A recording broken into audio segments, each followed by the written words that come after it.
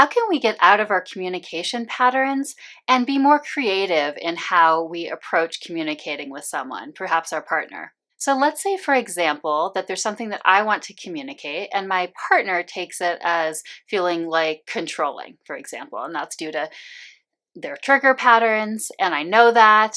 Well, I can get into a state of thinking, okay, I see that, but I really have to communicate this, right? And so what do you do if you have to communicate that and then there is this trigger pattern?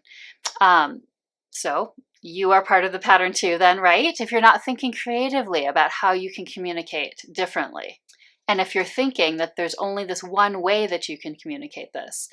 So how can we resolve this? How can we try to get out of this? It's tricky, right? Because we are in these patterns and have often communicated in this way for so long, our brain's used to it. So I think one thing we can do is make sure that we are in an open, receptive state.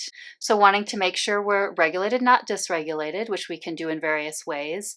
I have some other videos about that, but having to do with centering ourselves, feeling our feelings ahead of time, things like that. We can also potentially do practices that put us into a more receptive brain state more of the times. Certain kinds of breath work help with this, for example, like elemental rhythm breath work and many other kinds. We can also do something like a heart opening practice. So there's some kinds of meditation, for example, that and like the Heart Mind Institute has a lot of different kinds of ways of talking about this too, about how we can get into this state where we're really coming from our heart. And it's really a biological thing too, not even just a spiritual thing. So a second thing that we can do is to actually practice some communication scripts.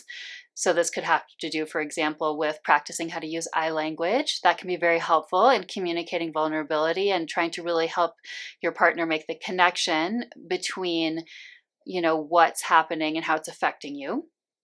And the Personal Development School, for example, has some actual scripts you can use in different circumstances. So you might find some scripts to use as models from a place like that or other online resource. And I want to point out that these kinds of scripts aren't just important because of the wording, but they're also important because when we change our wordings, that helps us change the pattern, right? Sometimes just a small change can get us out of like the rut of what we're in with a pattern and help us shift it and be more creative and change. And then finally, a third possibility, particularly if you're quite stuck and the patterns don't seem to be moving on their own, would be to go to couples counseling or get a couples coach.